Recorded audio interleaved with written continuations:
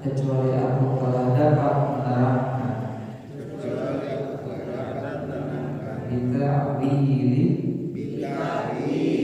ta'wilnya qabla ayyatiyahuma sebelum makanan itu sampai kepadamu Zalikuma mimma 'allamni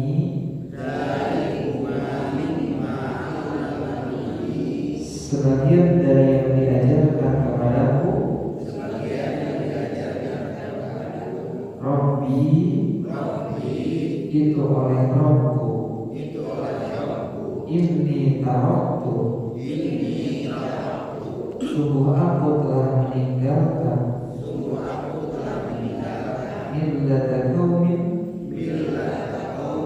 agama orang-orang la yu'minuna billah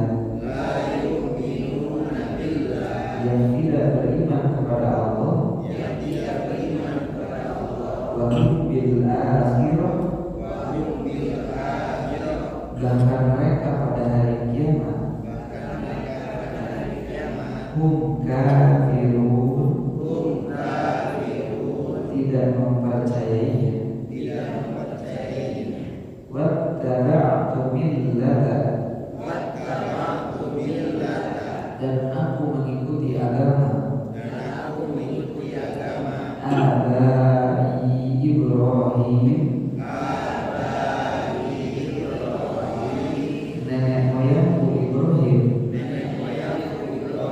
wa Ishaq dan Ishaq wa Ya'qub dan Ya'qub maka tidak pantas bagi kami an-nusyrika billah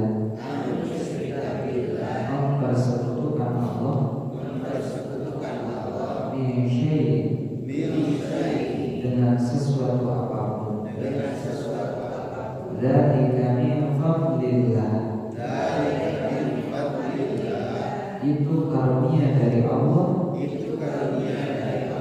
alaina kepada kami wa 'alan nas dan kepada manusia walakinna aktsarun nas tapi kebanyakan manusia la yashkurun tidak bersyukur ya sahibai sijni wahai kedua penghuni penjara arbabun apakah Tuhan-Tuhan mutafarriquna yang bermacam-macam khairun amillah yang lebih baik dari Allah Al-Wahid yang Maha Esa Al-Qahhar dan Maha Perkasa Ma ta'buduna tidaklah apa yang kamu sembah selain minggu nih, selain dia, illa asma'a, selain nama-namanya, samaitumuha, yang kamu buat-buat, antum wa aba'ukum, oleh kamu beserta nenek moyangmu, ma anzalallah, Allah tidak menurunkan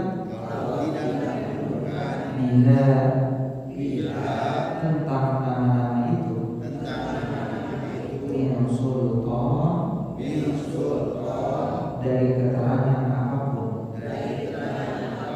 Inilah hukmu, tidaklah satu putusan illa lillah, kecuali milik Allah. Amara, ia memerintahkan alla ta'budu, agar kamu tidak menyembah illa iya,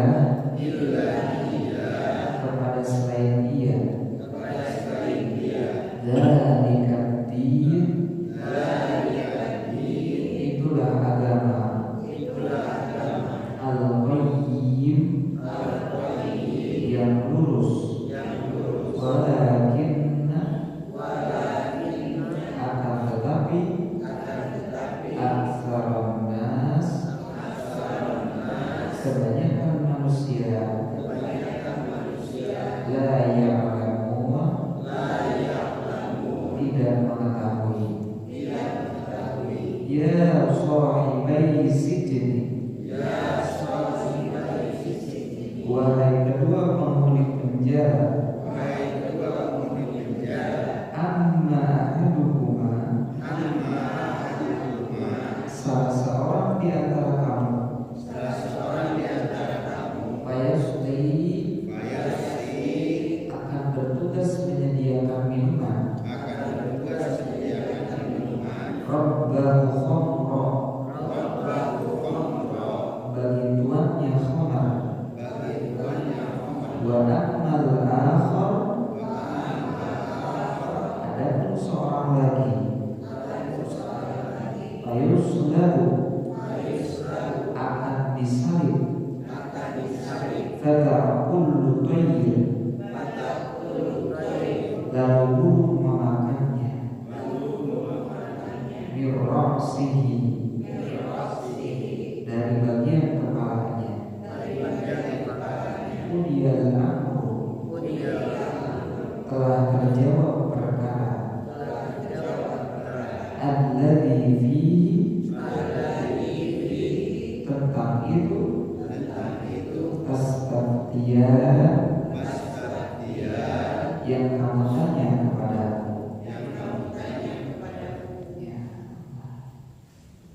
Alhamdulillah, hadza li hadza wa ma kunna nahtadiya laula an hadana Allah. Syada la ilaha illallah wa syada Muhammadan abduhu wa rasuluh alladzi la nabiyya ba'da amma ba'd. Ibu bapak saudara masih bisa berkumpul, kemudian tadarus bersama setelah hari Asyik, ya. Mudah-mudahan apa yang telah kita korbankan, baik korban asli hewan ataupun tenaga, pikiran, oleh Allah Subhanahu wa Ta'ala diterima. Walaupun hewannya tidak akan sampai, bahkan darahnya pun tidak akan sampai.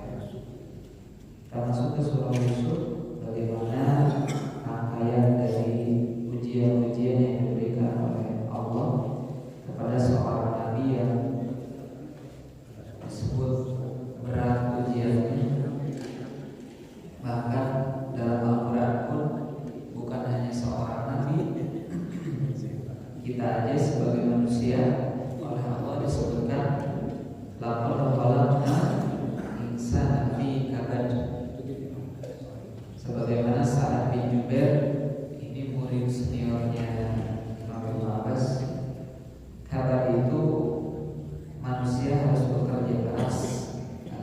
bisa hidup, apalagi seorang nabi. Jadi memang secara tabiat manusia ini diciptakan dalam keadaan kabad.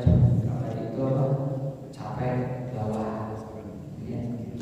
Jadi memang diakui atau tidak, hidup ini melelahkan, apalagi kalau menjadi seorang nabi, gitu ya.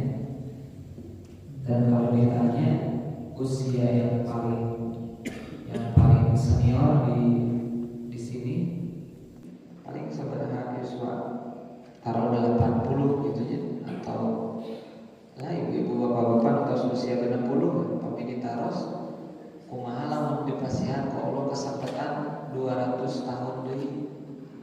Ayo ngalihin tantos alim ya, karena kan capek.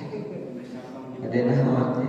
Makanya kata Hasan Al Basri, jangankan nabi, manusia aja hidup di dunia ini minimal dia punya dua kelelahan. Minimal dia punya dua kelelahan. Satu, lelah mempertahankan kehidupan dunia. Yang kedua, lelah bagaimana dia akan nanti untuk menggapai akhirat. Jadi ayat lelah fisik, itunya ayat lelah batin, dan itu tidak akan pernah lepas. Siapa ibu bapak di sini yang belum pernah sakit dari lahir? Pasti pernah sakit. Jadi tidak mungkin lepas dari lelah dan musibah. Maka kalau ingin hidup tidak ada musibah, kalau ingin hidup tidak ada lelah, capek, ya jangan di dunia, gitu ya. Karena di dunia bukan tempatnya untuk berdiam. Nanti akan ada satu tempat di mana nikmat kita ini dibalas oleh Allah Subhanahu wa taala secara mutlak. Mual aya capek, gitu ya. Makanya dunia ini kata Imam Ibnu Qayyim, satu sifat dunia ini bosan. Pasti bosan. Jadi apa makanan yang paling kita suka? Ibu-ibu apa? Sebelah mie ayam ya.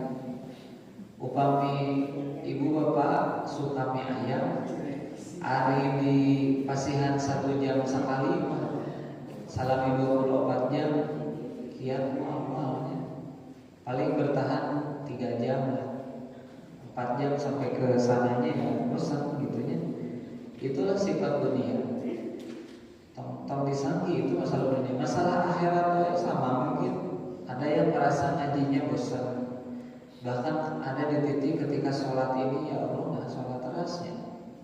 Ada di titik sahur kia mungkin ada di titik seperti itu.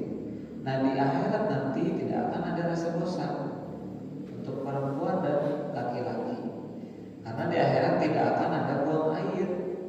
Jadi upami orang terus ngaleueut tepat cukup kusandawa, gitunya. Seluruh penghuni surga itu hanya bersendawa beres, tuang deui gitu, baru lagi. Bahkan kan jelas dalam Al-Quran bahwa orang-orang bertakwa ini akan diberikan bidadari yang dimana kita diberikan stamina yang sangat luar biasa. Jadi tidak ada rasa bosan. Kemudian kata Imam Ibnu Qayyim, sifat dunia ini memiliki potensi bahaya. Sebagaimana Nabi Yusuf alaihissalam dari kecil sampai dia dewasa tidak pernah lepas dari bahaya. Makan saja harus pilih-pilih di dunia. Ketiasa sadar di kemarin cung saha anu daging langsung nyeri punduk. Makan saja padahal sudah jelas. Kurang kurbana, tuangan-tuangan jelas di payung gitunya. Dari tuang kada tong seueur deui gula naik, kada tong seueur deui kolesterol naik. Jadi sulit kalau untuk di dunia. Ada orang yang duitnya banyak tapi tidak pernah menikmati karena banyak penyakit. Itulah dunia ibu bapak. Jadi tidak akan lepas dari bahaya. Atau dah karena motor oge seueurna ngalamun atuh. Seseueurna mah lamun sanes ka Allah diselamatkeun gitu nya. 1/99% tingkat kecelakaannya tinggi. Bahkan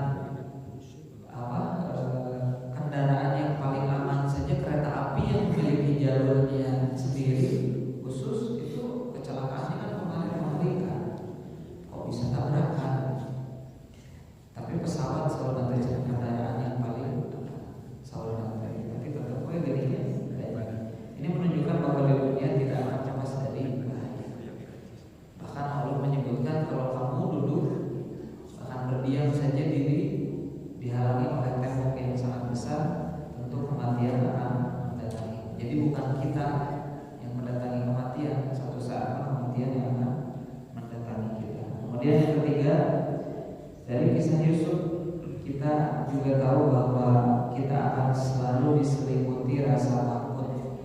Jadi hidup di dunia itu tadi satu bosan, yang kedua satu lelah, capek, yang kedua bosan, kemudian yang ketiga apa?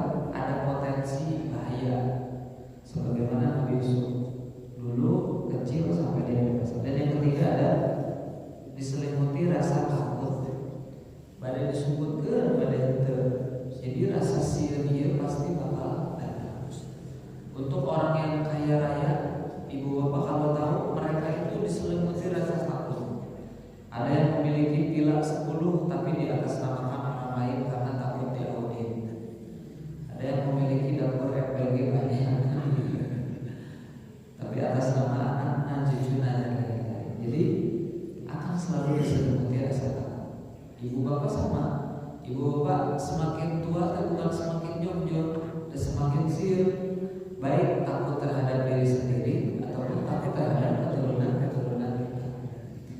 Siur naon, ya minimal takut kita meninggal dalam keadaan tidak harus mati. Itu minimal. Itu menjadi kasihan dan justru dulu ya. Tapi di sisi lain kumahanya namun abdi nganturkeun kaayaan cucu anak acan biasa sempurna dalam hal akidah, ibadah, bahkan hartanya. Nah ini yang diteladani dalam Quran surah Yusuf. Bagaimana Nabi Yakub alaihissalam kok bisa mendidik seorang anak dari 11 bersaudara, hanya 2 yang diiri, dihasad dan didengkikan gitu ya. Makanya dalam Quran surah Yusuf ini komplit. Ketika kecil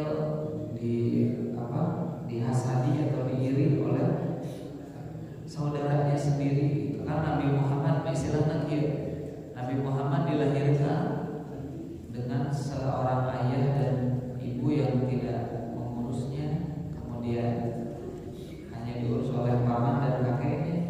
Surah Allah turun tak surah Yusuf. Ya ayah melalui parah tingkatan anjir Yusuf mah dialit kene sanesna saukur teu diurus, tapi diancam dibunuh, bahkan dilebetkeun ka ketika dewasa remaja dipitnah, dimasukkan ke dalam penjara sampai dia dewasa dan sebagainya. Jadi kalau ditanya kenapa ibu bapak ketika hamil, ibu ketika hamil membaca surah Yusuf bukan hanya ingin gantengnya saja, tapi anak tersebut harus mampu dan bisa meneladani ujian-ujian yang dihadapi oleh Yusuf. Makanya tidak hanya sebatas membaca.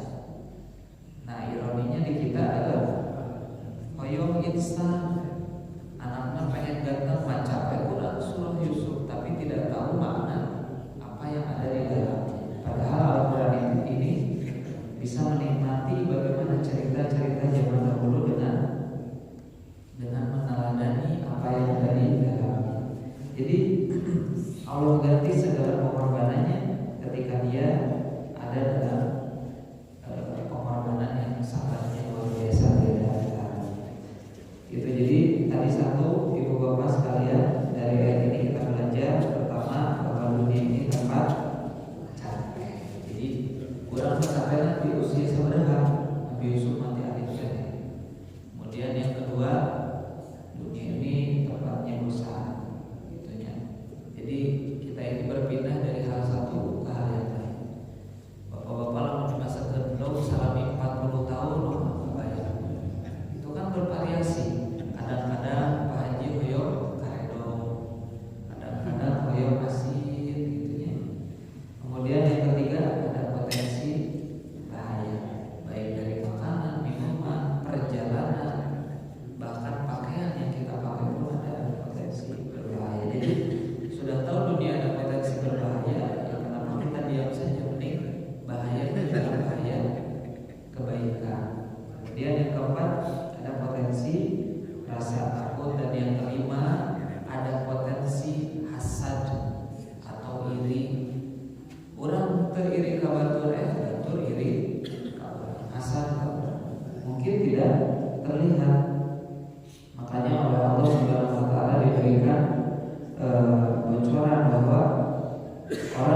tidak bersyukur, malam yashkuril qalil lam yashkuril katsir. Orang yang tidak bersyukur terhadap rezeki yang sedikit tidak akan bersyukur dari rezeki yang banyak.